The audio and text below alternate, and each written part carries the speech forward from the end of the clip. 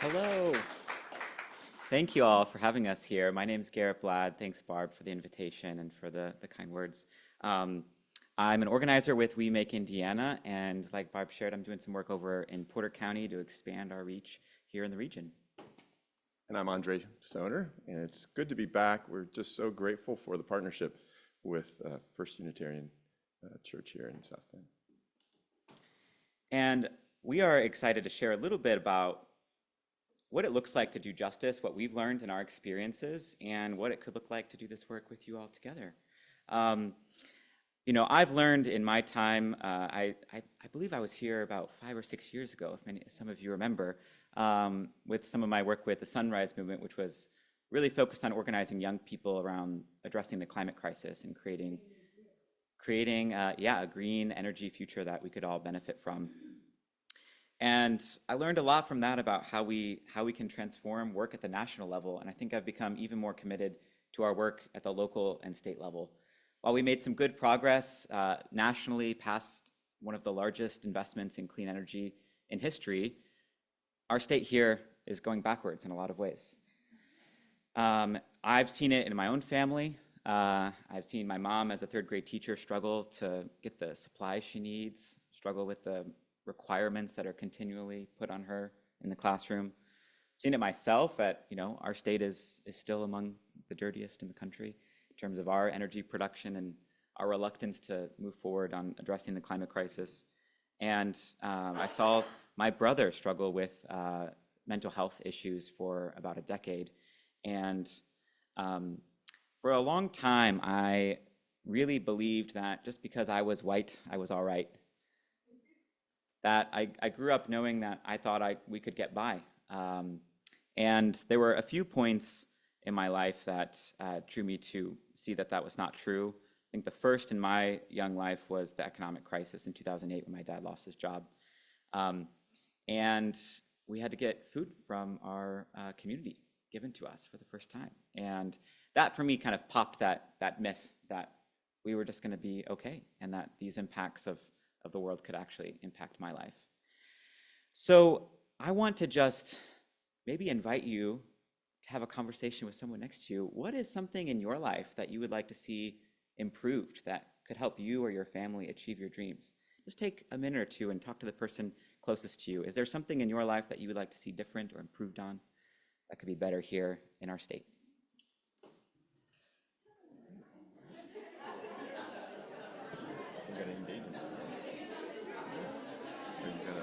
Are you gonna do a talk back at all, or do you want me to go right?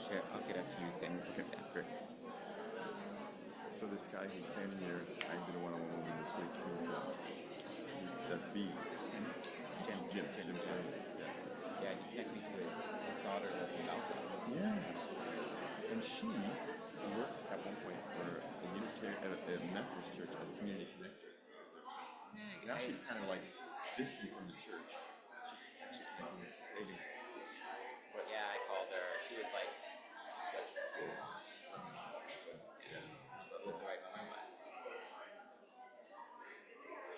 I'll take time. Who's when you who said something made you do that? She's familiar to me, but I don't know.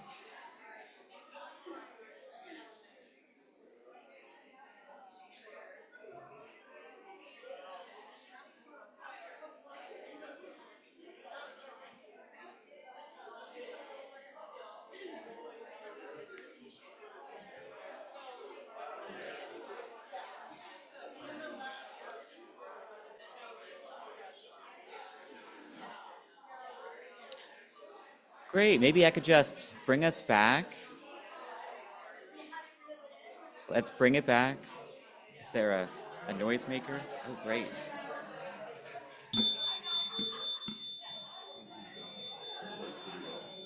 Amazing. Gotta ring the bell again. I gotta finish the sentence. Thank you for that. Maybe I could just in a few words, a quick few responses. What are some things that came up? Clean water, I assume that means, or what about? The water, yeah. What else? Mental health, public schools, better public transportation. One more. Women and then child mortality, and then voter turnout. Yes. Yes. I think it's important for all of us to want something in this life. I think for when I grew up in a small Catholic church in North Liberty in Walkerton, and the teachings that I learned growing up was do good for others, and it took me a while to learn that I could also want something better for my family and for myself, right? That I actually want a world where I can believe in a future worth fighting for, that I can want my mom to get paid a fair wage for being a school teacher in our state, that I could want my brother to get the mental health care that he could have used and that could have potentially saved his life. These are the things that drive me in doing this work, and I'm going to pass it to Andre to talk more about what justice looks like. Someone said once, justice is how we say love in public. Justice is love in public. So an act of love may lead you to visit someone in prison. The work of justice challenges, why is jail the de facto detox center in our county? An act of love may lead you to take a meal to the homeless shelter. The work of justice urges our community to invest in a housing first intake center and to make affordable housing accessible for everybody. An act of love may lead you to tutor a child. The work of justice fights for a school system that works for every child, no matter what their race, their zip code, or their first language. Justice is about creating a world that treats everyone fairly, that gives people a chance, that makes things right. Justice is what love looks like in public. Now, there are lots of ways to work for change, lots of ways to work for justice. Service, education, advocacy, protest, working on policy. And I've been involved in many of those, but what I've discovered that a critical missing piece in many of those ways of working for justice is a clear-eyed look at power and a commitment to building power. Now that may sound strange in a church setting. We're not talking, many of us have negative associations with power because we're used to power over, the power of domination. We're talking about the power with many people, the power that it takes to make change happen. And I'll just share one story of a critical moment that helped me think about the importance of power.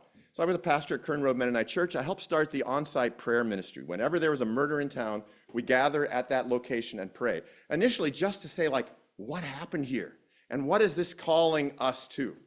And because of that, I spent a lot of time thinking about gun violence, especially, and did some research, came up with some ideas, and I ended up then asking for a meeting with Mayor Steve Lickey.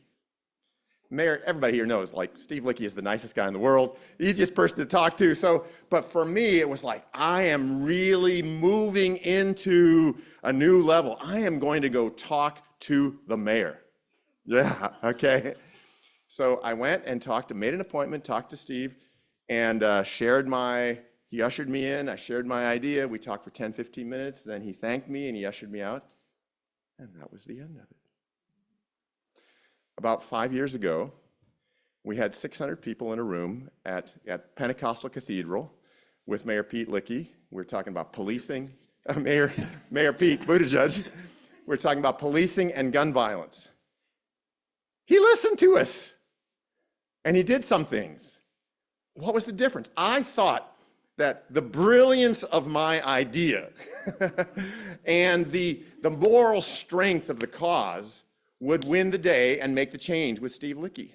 But what I discovered is those aren't unimportant, but it's the power of 600 people in a room that got the mayor's attention and made change happen. So we say So the key ingredient, I think, is power, not power over, but power with. And we talk about the power of organized people, organized money, and organized votes. And when we look at these systems of injustice that have shaped our world, our society to be the challenge that it is today, we all have to make a choice. Are we going to be victims to that system? Are we going to be pundits sitting on the side commenting on it?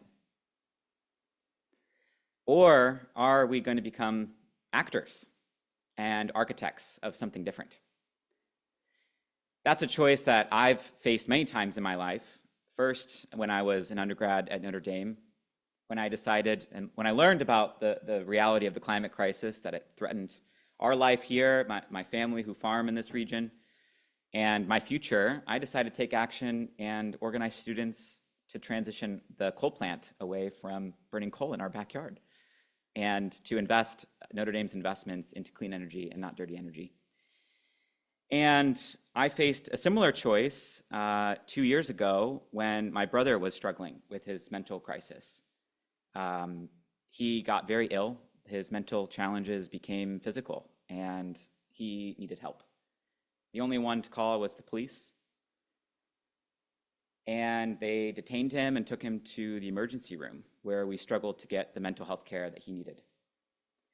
I was shocked to see that in 2022, at that time, we did not, and still do not, in a lot of cases, have a healthcare system that treats mental health as physical health. And a month later, due to other complications that were not addressed when he was in the hospital, we lost him. And I remember sitting in the hospital waiting room at the LaPorte Hospital with my mom in my arms, who was wailing. My heart was breaking. And in those coming days, I had a choice to let my brother's story be my own, to be sad about the challenges that we faced. How did we get here? Or to do something about it. And thankfully, I had this vehicle. At the time, Faith in Indiana, now We Make Indiana, but I could do something with others. And we had already been hearing and working a little bit on mental health at the time here in the local community. And I decided to share my story, to talk to other people in small groups and one-on-one meetings. I went down to the State House and testified in front of state legislators. I invited other people, hundreds of other people, to join me in helping create and fight for change. And in April of 2023, we helped build enough power and momentum at the state level to pass $100 million of new funding to build out a mental health crisis response system in Indiana. Now in 59 of our 92 counties in Indiana, there's non-police mental health crisis teams and crisis centers where people with addiction or mental health substance crisis or mental health crisis can go to get help and to get access to treatment.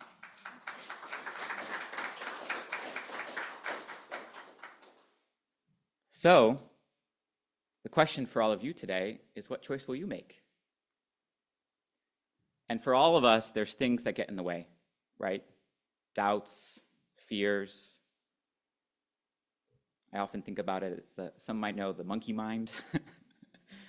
The questions that come up in our mind, believe me, I've had my number of those questions come up in my mind.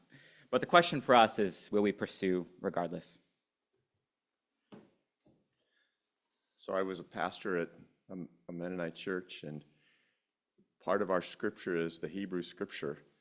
And the central story of the Hebrew scripture is Moses goes to Pharaoh and says, "Let my people go."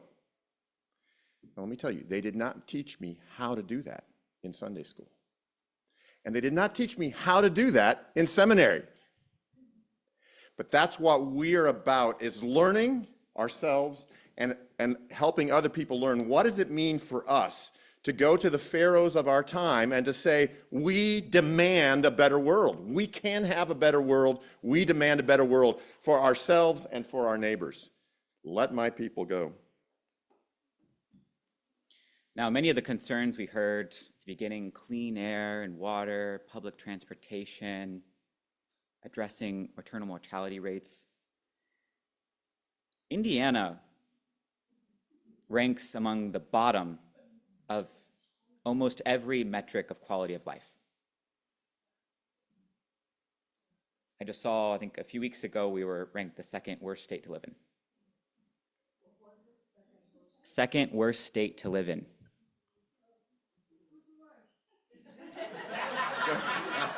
I think we need to be looking in the other direction.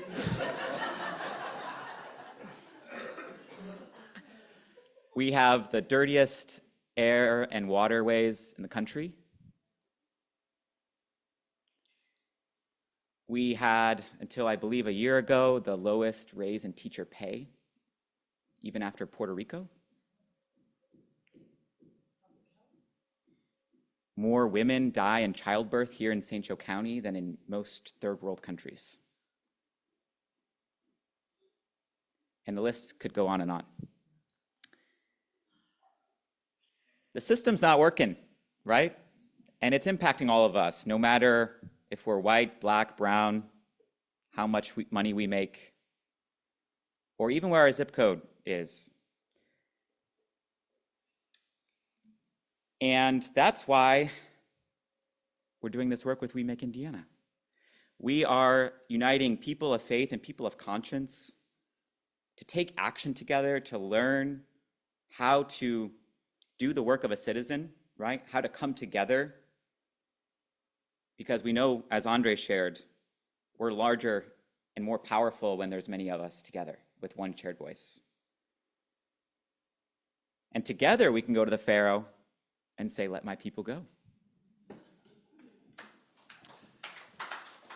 One of the things that we often say, I think it's actually attributed to a Quaker, said we tend to highly overestimate what we can accomplish in 1 year and highly underestimate what we can accomplish in 10 years. So we know that this is not a simple or quick fight. We know that this is not going to be a change that can happen overnight, but we have seen that we have been able to make real change in our community, and we know that if we persist, we can do incredible things together. So we're in it for the long haul, and we're confident that change can happen if we're persistent, if we are strategic. And if we're together, right? We have over 30 congregations here in St. Joe County with us, and it can often feel urgent to take on these issues tomorrow alone. But we know if we want to go far, we have to go together. So we are immensely grateful for the partnership with the First Unitarian Church of South Bend and the nearly 30 congregations and organizations in our region. We appreciate the financial support, we appreciate the moral support, and we really appreciate the leadership from folks in this congregation and the participation of many of you at the public events when we gather together or when we meet with public officials. We're grateful to be walking together on the journey of justice with you.